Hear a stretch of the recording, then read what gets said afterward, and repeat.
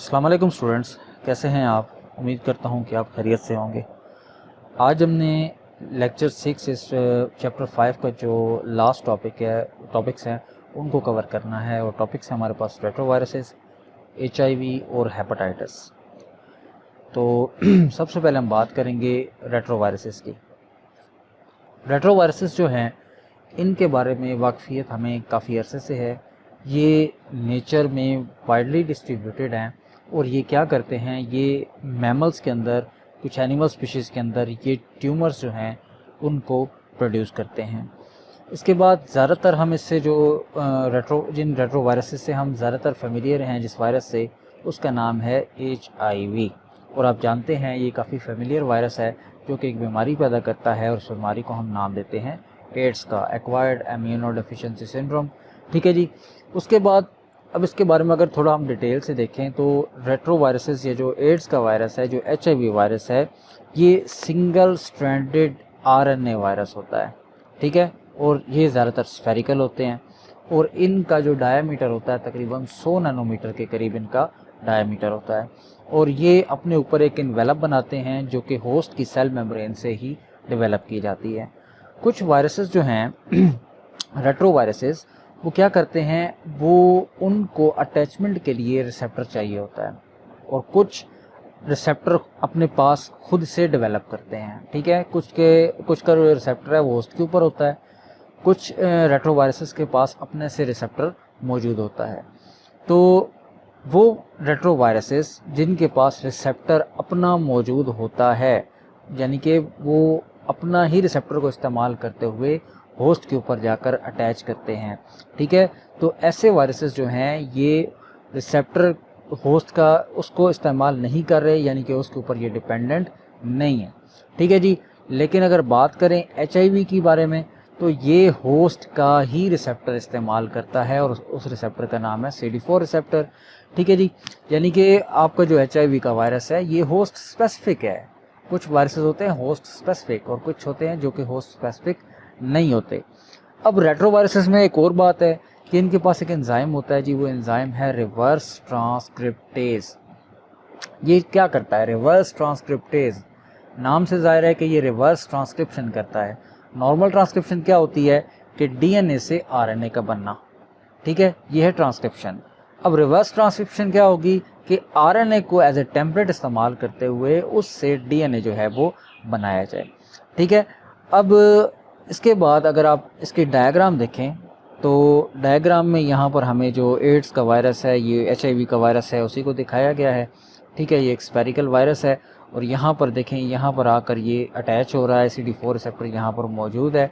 ठीक है। ये इसका कैप्सिड है, न्यूक्लियोकैप्सिड, जो कि टिपिकल वायरस का जो स्ट्रक्चर होता है, हमने पीछे भी उसको डिटेल में डिस्कस कर लिया है। उसके बाद हम बात करें HIV के बारे में। तो HIV के बारे में अगर हम इसका लाइफ साइकिल डिस्कस करेंगे किस तरह से ये जाकर होस्ट को इन्फेक्ट करता है, तो सबसे पहले हम इसका देखते हैं जी स्टेप नंबर 1।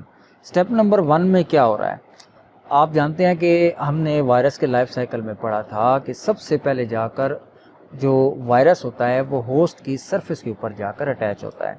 अभी हमने पीछे जिस तरह जिक्र किया कि CD4 रिसेप्टर का होना ज़रूरी है, तो यहाँ पर CD4 रिसेप्टर मौजूद है, यहाँ पर मौजूद है। ये वाइट ब्लड सेल्स हैं हमारे। ठीक है। वाइट ब्लड सेल्स में जो हेल्पर सेल्स होते हैं, हेल्पर T सेल्स होते हैं, ये उनको इन्फेक्ट करता है।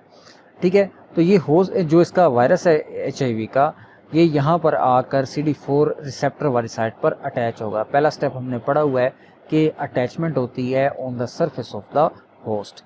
ठीक है जी। यहाँ पर देखें ये अटैच मुकम्मल तौर पर हो चुका है। ओके। अब आते हैं सेकंड स्टेप की तरफ। सेकंड स्टेप में क्या होता है कि वो वायरस अपना जो इंटरनल कंटेंट है, यानी कि अपने वायरल एंजाइम्स और अपना जो वायरल जीनोम है, उसको होस्ट के अंदर दाखिल कर देता है। ठीक है। यहाँ पर देखें ये अटैच हुआ, साथ अपने कंटेंट सारे के सारे अंदर रिलीज़ कर दिए। अब हुआ क्या कि इस वायरस का जो जेनेटिक मटेरियल है, जो कि RNA था, वो इस ह्यूमन के जो वाइट ब्लड सेल है उसके अंदर आ चुका है। अब थर्ड स्टेप में क्या होगा, वायरल DNA क्या करेगा, फॉर्म्ड बाय रिवर्स ट्रांसक्रिप्शन। अब पहले भी आपको बताया कि जब वायरस का जीनोम होता है, जैसे ही वो होस्ट के सेल में दाखिल होता है, वो होस्ट की सिंथेटिक मशीनरी का कंट्रोल संभाल लेता है। तो होगा क्या, यहाँ रिवर्स ट्रांसक्रिप्शन का प्रोसेस होगा और आरएनए से सिंगल स्ट्रैंडेड जो डीएनए है वायरल, वो बनना शुरू हो जाएगा। ठीक है, अब होगा क्या, डीएनए सिंगल स्ट्रैंडेड बना, फिर वो डबल स्ट्रैंडेड होगा और डबल स्ट्रैंडेड हो के आपका जो स्टेप नंबर 4 है वो शुरू हो जाएगा। अब होगा क्या इसके अंदर कि जो वायरस का डीएनए है अब वो इनकॉर्पोरेट हो चुका है हमारे नॉर्मल सेल के अंदर। अब होगा क्या, जैसे ही हमारा सेल तादाद में बढ़ेंगे तो वो भी साथ साथ आगे बढ़ता जाएगा। ठीक है, अपनी तादाद में इजाफा करता जाएगा। वायरल डीएनए क्या करेगा, अब आहिस्ता आहिस्ता असेंबल होने की तरफ अब नेक्स्ट लेवल में बढ़ेगा और स्टेप नंबर 5 आएगा। New viral RNA is used as genomic RNA and make viral proteins. अब होगा क्या कि जो प्रीवियसली वायरस का डीएनए जो कि मल्टीप्लाई हो चुका है, उस मल्टीप्लिकेशन के दौरान इसकी ट्रांसक्रिप्शन भी हुई है और ट्रांसक्रिप्शन के रिजल्ट में जो नया आरएनए बना है वो आरएनए अब क्या कहलाएगा, वायरल। और वायरल जो आरएनए है, ये हमारा आरएनए जो वायरल बना है यहाँ पर आपको रेड कलर में नज़र आ रहा है, यही वायरल आरएनए आगे जाकर नए जो बनने वाले वायरसेस हैं उनके जेनेटिक मटेरियल के तौर पर काम करेगा। अब नेक्स्ट आ जाता है जी स्टेप नंबर 6। स्टेप नंबर 6 में क्या होगा, new viral RNA and proteins move to the cell surface and new immature HIV forms. अब होगा क्या कि डीएनए वायरस का आरएनए और जो बाकी वायरस के थोड़े बहुत प्रोटीन्स वगैरह हैं और एंजाइम्स वगैरह हैं वो सारे सेल से इकट्ठे होकर एक कॉर्नर पे आएंगे, एक सेल की सरफेस के साथ आएंगे और सेल की सरफेस को अपने गिर्द बाउंड इस तरह कर लेंगे और स्टेप नंबर 7 जो है वो स्टार्ट हो जाएगा। स्टेप नंबर 7 में क्या होगा, virus is released, viral proteases cleaves new polyprotein to create mature infectious virus. यहाँ पर क्या होगा, इसके जो एंजाइम्स हैं वायरस के वो इसको यहाँ से सेल से सेपरेट होने में मदद देंगे और नए मैच्योर जो वायरसेस हैं वो वजूद में आ जाएंगे और आगे जाकर ये नए सेल्स को इन्फेक्ट करते रहेंगे। तो इसी तरह हमारे जो वाइट ब्लड सेल्स हैं उनको वो डैमेज होते रहेंगे और उनकी तादाद में कमी वाक़या होती जाएगी। ओके, अब हम बात करते हैं इसी को कंटिन्यू करते हुए इस वायरस की वजह से जो बीमारी पैदा होती है एड्स, उसके बारे में बात करते हैं। तो सबसे पहले जो एड्स की बीमारी है ये 1980s में डिस्कवर हुई थी। तो पेशेंट्स के उस वक्त इसके बारे में कुछ ज़्यादा वेल नोन वायरस ये नहीं था, ना ये इस बीमारी के बारे में कुछ पता था। तो पेशेंट्स जो थे उनको कुछ सीवियर किस्म के सिम्टम्स हुए। तो सिम्टम्स में क्या थे, निमोनिया हुआ, उनको रेयर वास्कुलर कैंसर हुआ, सडन वेट लॉस हो जाता था और स्वॉलन लिम्फ नोड्स उनके होते थे और फॉल्टी इम्यून सिस्टम। ये तमाम के तमाम जो सिम्टम्स हैं ये एड्स के हैं, क्योंकि एड्स के अंदर क्या होता है, हमारे जो वाइट ब्लड सेल्स हैं वो डैमेज होते हैं और इम्यून सिस्टम काम करना छोड़ देता है। जैसे ही इम्यून सिस्टम काम करना छोड़ता है वैसे ही आपको इन्फेक्शंस जो हैं वो स्टार्ट होना शुरू हो जाते हैं। ये तमाम जो बीमारियां हैं इन्हीं इन्फेक्शंस की वजह से आगे वजूद में आएँ। अब ये इन पेशेंट्स के बारे में एक बात और देखी गई कि ये सारे के सारे जिन पेशेंट्स में जिनमें ये सिम्टम्स देखे गए, ये पेशेंट्स क्या थे, ये पेशेंट होमोसेक्सुअल थे। ठीक है, अब होमोसेक्सुअलिटी ने इस बीमारी को जन्म दिया, इस वायरस को आगे ट्रांसमिट होने में मदद दी। अब शुरुआत में ये वायरस जो था होमोसेक्सुअल्स में पाया गया, लेकिन बाद में ऐसे लोगों के दरमियान भी ये वायरस देखा गया, उनके अंदर भी ये पाया गया जो कि होमोसेक्सुअल्स नहीं थे। ठीक है, तो 1984 में पास्चर इंस्टीट्यूट फ्रांस के अंदर जो मौजूद है 1984 के अंदर और national institute of health USA 1986 के अंदर इस वायरस को प्रॉपरली डिस्कवर किया गया और 1986 में इस वायरस का नाम रख दिया गया, HIV इस वायरस का नाम रखा गया। यहाँ पर आपको एक HIV वायरस से इन्फेक्टेड पेशेंट की फ़ोटो नज़र आ रही है। आप देखें कि ये बंदा किस हद तक कमज़ोर हो चुका है और इस वायरस ने इस अच्छे भले सेहतमंद इंसान का क्या हाल कर दिया है। ओके, इसके बाद हम एड्स को कंटिन्यू करते हैं जिसके सिम्टम्स के बारे में। तो HIV जो है आपके टी लिम्फोसाइट्स, इस तरह मैंने पहले भी जिक्र किया, उनको इन्फेक्ट करता है और इससे होता क्या है कि आपके जो टी लिम्फोसाइट्स हैं ये इनका नंबर, हेल्पर टी लिम्फोसाइट्स, इनका नंबर जो है वो रिड्यूस हो जाता है और इनके नंबर रिड्यूस होने से क्या होता है, आपका इम्यून सिस्टम वीक हो जाता है और इसके अलावा ये जो वायरस है ये आपके सेंट्रल नर्वस सिस्टम को भी अफेक्ट करता है। अब इसमें एक इंटरेस्टिंग बात ये है कि ये जो वायरस है ये मंकीज़ को अफेक्ट नहीं करता, क्योंकि हमने पीछे बात की कि CD4 रिसेप्टर जो है वो ह्यूमन के वाइट ब्लड सेल्स में होता है, मंकी के वाइट ब्लड सेल्स में नहीं होता। तो ये चूँकि होस्ट स्पेसिफिक है तो इसमें मंकीज़ को ये अफेक्ट नहीं कर सकता, क्योंकि मंकीज़ को रिसर्च ट्रायल्स के अंदर देखा गया है कि मंकीज़ के अंदर अगर इस वायरस को इंजेक्ट कर भी दिया जाए तो उनके अंदर किसी किस्म के एड्स के सिम्टम जो है वो नज़र नहीं आते। इसके बाद है ट्रांसमिशन की, ये ट्रांसमिट किस तरह से होता है। वायरसेस की ट्रांसमिशन आजकल आपने देख रखा है, कोरोना वायरस भी जिस तरह से ट्रांसमिट आगे हो रहा है ये भी उसी तरह से होता है। तकरीबन उनका मोड ऑफ ट्रांसमिशन तमाम वायरसेस का सेम होता है। तो यहाँ पर अगर एड्स की बात करें तो एड्स के अंदर आप देखते हैं कि सेक्सुअल कांटेक्ट से ही आगे ट्रांसमिट होता है, या कंटेमिनेटेड जो ब्लड होता है उसकी ट्रांसमिशन से। मतलब एक इंसान को ये प्रॉब्लम थी, उसने किसी को ब्लड डोनेट किया तो वो उसके ब्लड के साथ आगे चला गया। इसके अलावा अगर माँ इन्फेक्टेड है, वो बच्चे को दूध पिलाती है तो वो जो बच्चा है उसके अंदर भी ये बीमारी आ जाएगी। इसके अलावा जो हेल्थ केयर वर्कर्स होते हैं वो इन तमाम बीमारियों में वो ज़्यादा इस चीज़ को एक्सपोज होने का ख़तरा होता है, क्योंकि उन लोगों ने इन पेशेंट्स को डील करना था। जिस तरह आप देखें कोरोना के अंदर भी काफ़ी हमारे डॉक्टर्स जो हेल्थ केयर स्टाफ था उसको भी काफ़ी उनकी डेथ्स हुई, क्योंकि वो डायरेक्टली एक्सपोज हो रहे थे इन पेशेंट से। तो प्रिवेंशन क्या है कि आप पेशेंट जो इसका है उसके साथ किसी किस्म का डायरेक्ट फिजिकल कांटेक्ट ना रखें, बल्कि वो उसके करीब भी ज़्यादा आप देर नहीं बैठ सकते, क्योंकि वो सांस भी ले रहा होगा तो सांस से भी और उसके सलाइवा से ये सारे के सारे जो जर्म्स हैं, इसके जो वायरसेस हैं वो आगे ट्रांसमिट होने का ख़तरा होता है।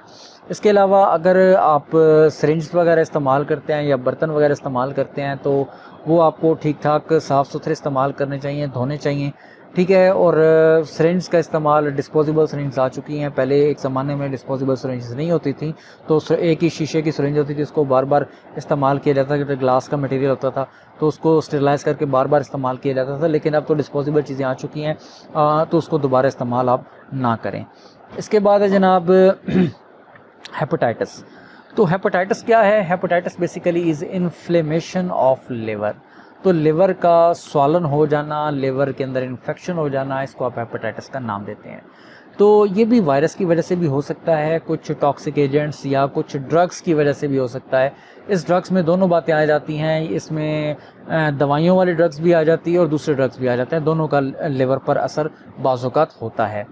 इसके बाद है सिम्टम्स इसके हेपेटाइटिस के होते हैं जी जॉन्डिस में को आप कहते हैं कि जिस्म का पीला हो जाना, सारे के सारी बॉडी आपके येलोविश हो जाती है, आपकी आइज़ का कलर येलो हो जाता है और अब्डोमिनल पेन, पेट में दर्द रहता है, आपका लिवर जो है वो साइज़ में ज़ाहिर इन्फेक्शन है बड़ा हो जाता है।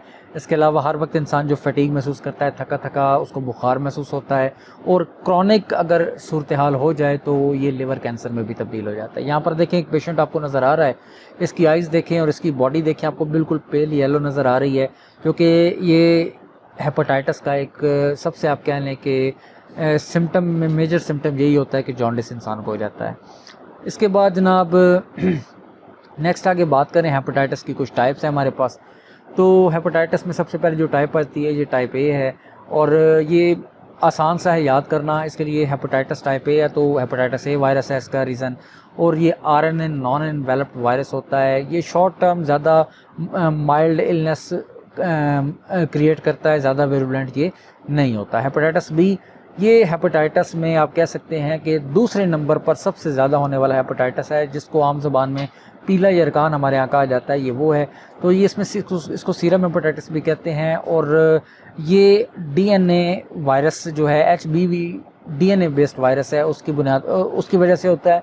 और ये एशिया, फिलीपींस, अफ्रीका, चाइना, इन और मिडल ईस्ट, इन मुल्कों में ये बहुत ज़्यादा कॉमन है। तो ये भी बॉडी फ्लूइड्स के ज़रिए आगे ट्रांसमिट होता है और इसकी जो एक्यूट अटैक्स हैं उनकी वजह से फटीग, वेट लॉस और एपेटाइट लॉस और जॉन्डिस वगैरह के सिम्टम आपको नज़र आते हैं।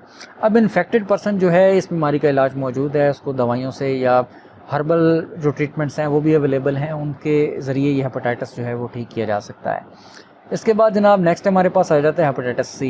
ये थोड़ा ख़तरनाक है, ये क्रोनिक भी होता है, इससे इंसान की डेथ भी हो सकती है, इसी को आप काला यरकान कहते हैं, ये सबसे ज़्यादा ख़तरनाक है। अब ये बॉडी फ्लूइड से पास थ्रू होता है और HCV RNA वायरस है, इन्वेलप्ड वायरस है ये। अब हेपेटाइटिस सी ये भी आगे ट्रांसमिशन का तरीका सेम ही है।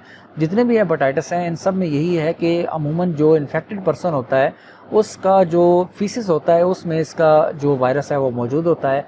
तो जहाँ पर पीने वाले पानी में सेवरेज का पानी जो है अगर इसकी मिक्सिंग हो जाए ना तो उन इलाकों में ये जो बीमारी है ये बहुत ज़्यादा फैलती है। अब देखें अंडर डेवलप्ड कंट्रीज़ जितनी भी हैं वहाँ पीने का साफ़ पानी का इतना अच्छा सिस्टम नहीं होता। वहाँ सीवेज की लाइन्स अक्सर पानी के पानी की लाइन से मिक्स हो जाते हैं। तो वहाँ पर ये आप देखें नदी नालों के किनारों के ऊपर आपने हैंडपम्प्स लगे हुए देखे होंगे। तो इनके नालों का पानी के किनारे जो हैंडपम्प्स आप उनका पानी इस्तेमाल करेंगे तो ज़ाहिरी बात है ये वायरस आगे आपको ट्रांसमिट भी होगा। इसके बाद हेपेटाइटिस बी डेल्टा हेपेटाइटिस कहलाता है, इसके बारे में ज़्यादा इन्फॉर्मेशन मौजूद नहीं है।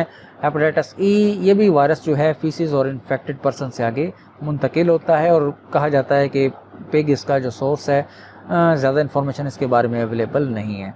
हेपेटाइटिस एफ एंड जी ये इनके वायरसेस जो हैं आइडेंटिफाइड हैं तो ज़्यादा डिटेल इनके बारे में भी अवेलेबल नहीं है। हेपेटाइटिस बी और सी इन्हीं के बारे में ज़्यादा रिसर्च जो है वो की गई है क्योंकि इनके पेशेंट्स जो हैं तादाद में ज़्यादा हैं। इसके बाद इनके कंट्रोल की बात करें तो सबसे पहले आपको हाइजीन को मद्देनज़र रखना होगा, आपको सफाई का ख़ास ख्याल रखना होगा। पीने का पानी साफ़ इस्तेमाल करें। अगर आप डॉक्टर के पास जाते हैं तो इन्फेक्टेड हो सकता है कि उसके जो डॉक्टर्स ऑपरेशन के दौरान जो औज़ार इस्तेमाल करते हैं, जो इंस्ट्रूमेंट इस्तेमाल करते हैं वो भी इन्फेक्टेड हो सकते हैं। तो आप मेक श्योर करें कि वो जो इंस्ट्रूमेंटेशंस थी उसकी स्टेरिलाइजेशन प्रॉपर हुई है। इसके बाद आप हजाम के पास जाते हैं तो वहाँ पर भी इस चीज़ का ख्याल रखें कि जो यूज्ड ब्लेड्स होते हैं उनको दोबारा इस्तेमाल ना किया जाए और जो औज़ार वो भी इस्तेमाल कर रहे होते हैं वो भी अच्छे तरीके से साफ़ किए हुए हों। इसके अलावा पब्लिक प्लेसेस पर आप पानी पीते हैं तो कोशिश करें कि अपने ग्लास को इस्तेमाल करें और जो पब्लिक प्लेसेस पर या होटल्स वगैरह पर आप जाते हैं तो वहाँ पर भी देखें कि जो वहाँ पर सारी क्रॉकरी इस्तेमाल हो रही है वो साफ़ सुथरी होनी चाहिए। ठीक है, तो इस तरीके से आप हेपेटाइटिस को कंट्रोल कर सकते हैं। तो ये हमारा चैप्टर एंड हुआ। इंशाल्लाह नेक्स्ट हम चैप्टर 6 स्टार्ट करेंगे। अल्लाह हाफिज़।